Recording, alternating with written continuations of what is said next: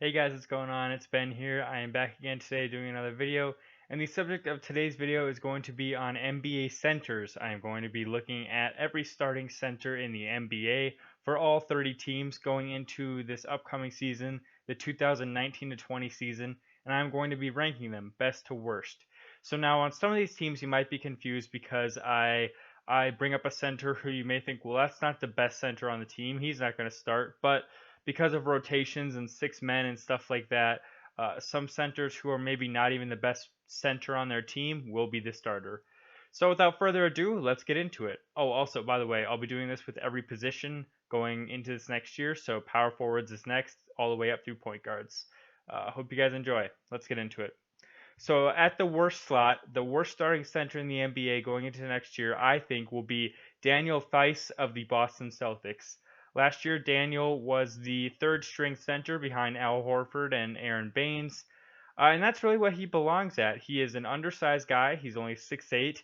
He doesn't do anything in particular well. He's a very average scorer. His height limits him on defense. His rebounding is very average to mediocre for a center, and he just doesn't do much great. As I mentioned just a little while ago, he is one of the best examples of a guy who is not the best center on his roster. Enes Kanter is better, but I doubt that Enes Kanter will start because actually I think the last time Enes Kanter was a regular starter was like 2013 to 14 with Utah, and ever since then he's basically been brought off the bench as a sixth man.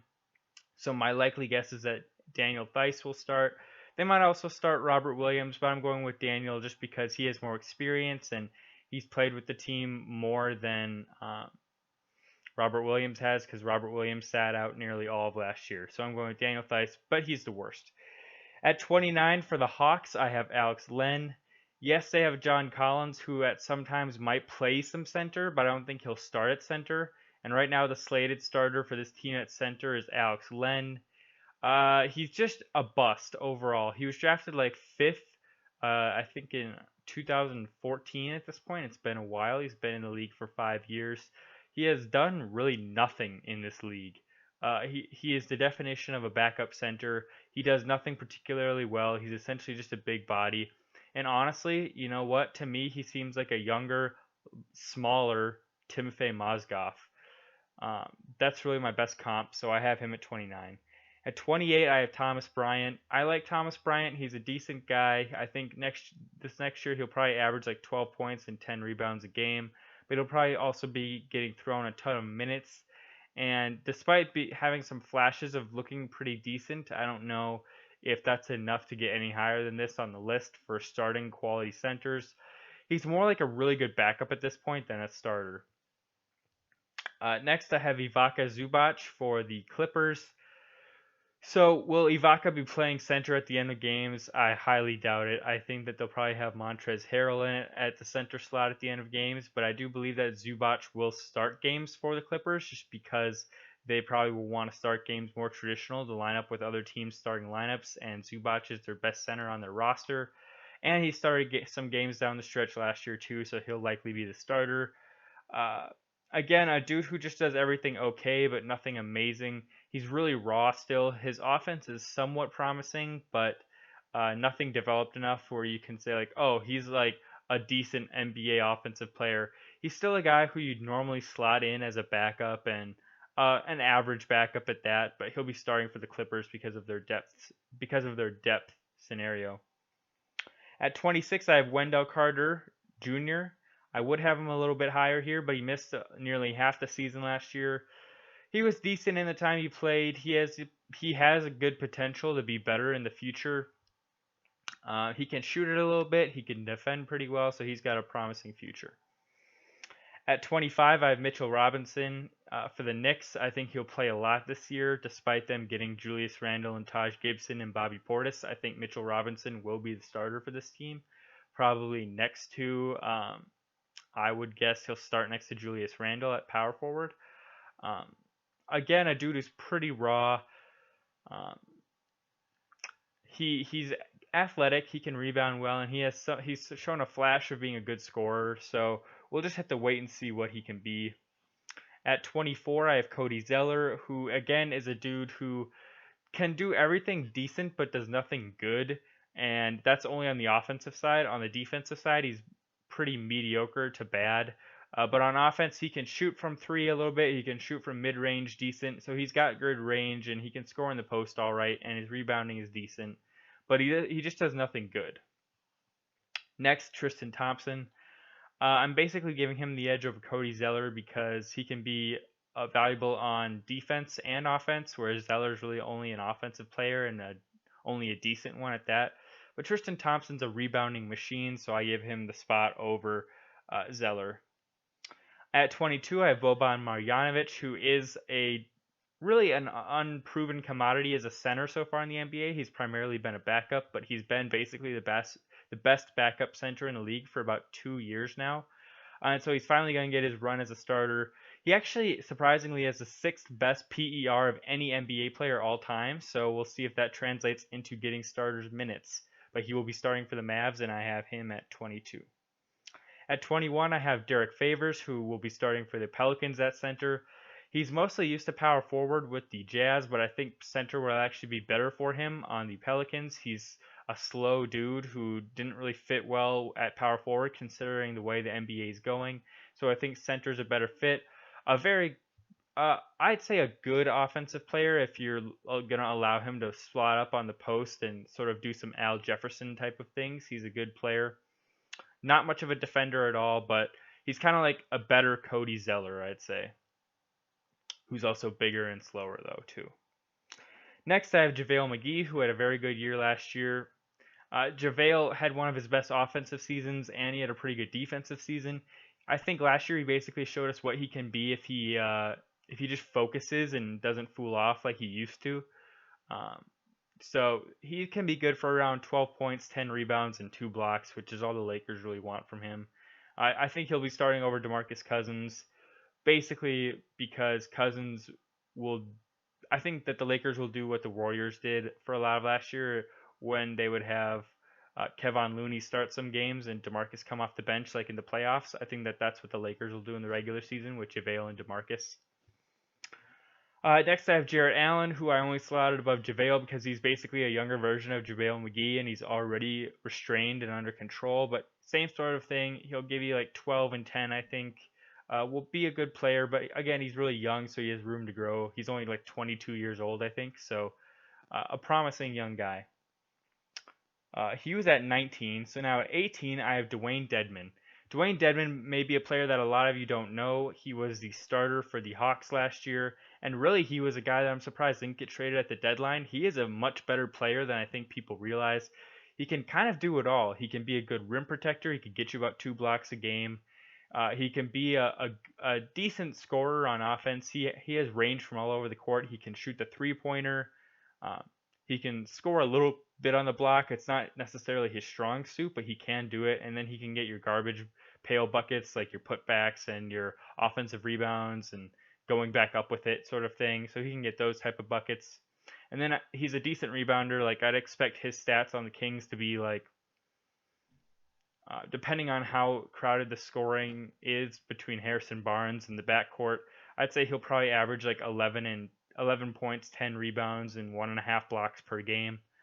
He also probably won't play a ton considering they also have Bagley and Bjelica in the front court, and Harry Giles too. But he is a very good player actually, despite people usually not considering him much. Next I have Bam Adebayo. So I think Bam's got a lot of potential. I think he's kind of gotten past that super raw stage, I think, and he's ready to be what everybody thought. I think Bam is the next Hassan Whiteside, and in a good way, not in a bad way. So Bam also did play with Hassan, so that's kind of funny that I make that comparison. But Bam's a super long guy, very tall, like 7 feet, really long arms, can be a really good shot blocker and defender, is athletic enough to be an impact offensive player. And I think this next year on Miami, if they emphasize him the way that I would hope that they would, he would be averaging around 15 points, 12 rebounds a night. Sort of like a taller Clint Capella, I think, is what he could be. I don't know if they'll properly utilize him on offense, though. Okay, at 16, Willie Cauley-Stein for the Warriors. He had a really nice year last year. I think he averaged like 12 points, 11 rebounds a game. I think that playing in the really fast-paced Warriors will help him, just like it did in Sacramento. But of course, a backcourt of Steph and D'Angelo is better than a backcourt of De'Aaron and Buddy Hield. So I just expect basically a little bit more efficient play from him, and hopefully some similar rim protection. He's a so-so rim protector, but hopefully he can focus on that more in Golden State. Next at 15, going to the top half of the league, I have Hassan Whiteside. So now, when Nurkic comes back, I would assume that he would start over Hassan, but I would guess for at least the beginning 20 to 30 games of the season, Hassan will be the starter. So I'm putting him in here instead of Nurkic. Hassan has a lot of untapped game in him. I think that people kind of have forgotten about him and have written him off as sort of like a super overpaid bust, but honestly, his stats last year were like 12 points and 11 rebounds, but that was in like 20 minutes a game. If he would play like the normal 33 to 35 like he was getting earlier on in his career, he could be averaging like 17 and 14 or something like he used to average. So people discount or count out Hassan Whiteside, but he's better than people remember. At 14, Jonas Valanciunas for the Grizzlies. He's got a really good offensive game, not much of a defensive game to speak of, but on offense, he's a really good low post scorer. He can do a little bit from the elbow too, and he actually has stepped out and shot a couple of threes. So he's got some range to him. Hopefully, he can keep working on that and just become a. He's kind of like a poor man's Vucevic at this point, is what I would call him. At 13, we've got Brook Lopez for the Bucks. A dude who I think a lot of people forget is a really gifted offensive player at every level. 3-pointers, mid-range, and low post. He was like the best low post scoring center in the NBA before the Lakers basically asked him to exclusively try to focus on threes and not clogging the paint 2 years ago. And then, well, they asked him to start doing that, and then the Bucks told him to completely go away from that. But he actually has a lot more talent than people realize, because they kind of think of him as a tall Kyle Korver now, whereas he's really still that great low post scorer, but it's just not really needed on Milwaukee right now with Giannis clogging the paint. Okay, in here at 12, I have Clint Capella.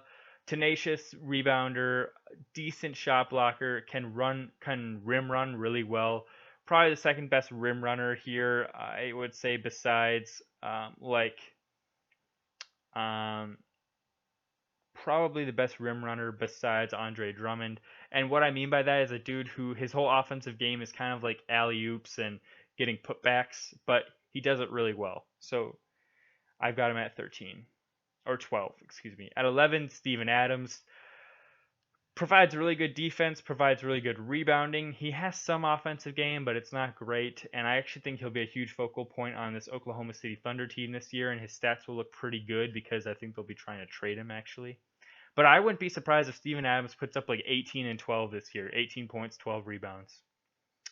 Next, we've got Miles Turner, who is a guy that can do a little bit of everything, but I'm still expecting more from. He was supposed to be like the next big thing in the NBA, and he just hasn't been that yet as far as centers go. But he can shoot 3-pointers, he can shoot mid-range, he can do a little bit of scoring from the post. He is a really good shot blocker. Still a guy that I'm waiting on his potential to drop, though. This will be his 5th year in the league. Hopefully he unlocks more of it. At 9, I have Marc Gasol coming off the NBA championship. Still a really good player despite him not being the focal point in Toronto. He still can give you 20 on any given night. He expanded his offensive game to be a very good 3-point shooter, mid-range. Still is really good on the elbow. Still can do some stuff in the post. Defensively, former defensive player of the year. Not that good of a defender at that level anymore, but still you'd call him a good above average NBA defender.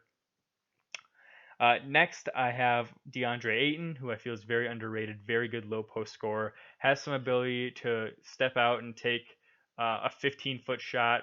Maybe not super reliable at this point, but he has the ability to, and if he continues to develop that, that'll really help his game. But the way I see it, he's basically young Dwight Howard with more range, and I think that he'll just continue to improve. His defense, though, is the liability. He would be like 3rd on this list if he had a defensive bone in his body, which to this point he really doesn't have.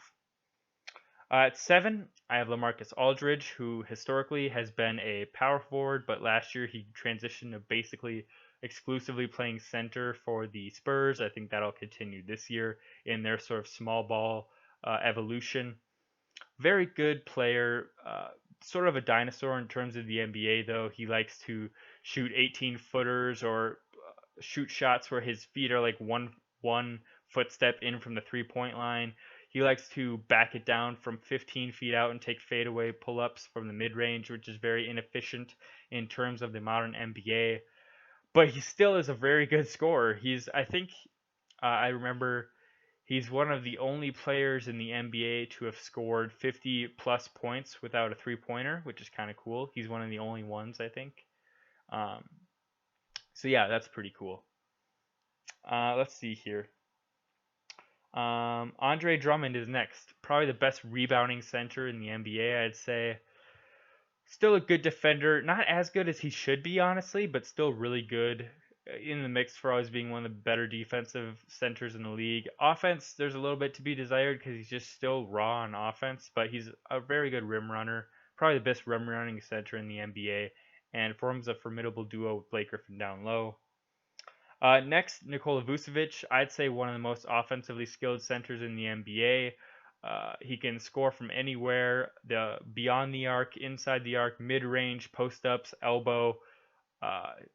Yeah, he's a very underrated passer as well, which he does pretty well. And his rebounding is decent. I think last year he put up like 21 points and 12 rebounds a night. So underrated passer. He is a slow dude, but he is good on offense. Next at 4, I have Rudy Gobert, best defensive center in the league, good rebounder, blocks tons of shots, great rim protection. I don't need to say more. Next, I have Cat, who I think if you're exclusively looking at offense, you could argue is the best offensive center in the league. He can again score from every level, 3-pointers, inside, more athletic than a Vucevic though. Is a lot faster. He can do some rim running. He's a good rebounder too. I think every year, his rookie year he averaged 10, and then every year since he's averaged 12. So yeah, a very good defender. Or no, not a very good defender, a very good rebounder. But yeah, superlative offensive game, 3-point shooting, 40%, field goal percentage like 52%, so very efficient. So yeah, Cat at 3. At 2, Nikola Jokic, who I would say is the best offensive center right now. Next year he could without question average 25 points, 10 rebounds, and 10 assists a night. He is Arvydas Sabonis if he played in the U.S. in his prime and not at age like 34 like he did. He's just a very good offensive player. Again, can score from a lot of different levels. Has a 3-point shot. Operates very well at the elbow also. And he can score on the block too. And his passing is the big thing. Best passing big in the league. Will probably lead his team in assists this year. And then at number 1, I have Joel Embiid because I think that he is the dude that if he wanted to, he could average 33 points and 15 rebounds a night if he could play as many minutes as he was able to, if not impaired by injury. I don't think anyone can physically match him too well except for maybe Steven Adams in the league. Or maybe Andre Drummond on a good night could be a pretty challenging defensive matchup. Rudy Gobert could be too, but I think that Embiid could bully Gobert just a little bit as far as size, but Gobert's reach is so phenomenal that he could easily match Joel. But Joel has some 3-pointer to him too, and he is an underrated passer, so very good center overall. There it is, guys. That's my list, 30-1. Hope you guys enjoyed the video. I, again, will be coming out with the next 4 positions in the coming days. Let me know your rankings below if you want to leave them or any comments on the video whatsoever. Feel free. I'll probably be interested to hear what you have to say. And, again, hope you guys enjoyed the video and have a good day. Bye.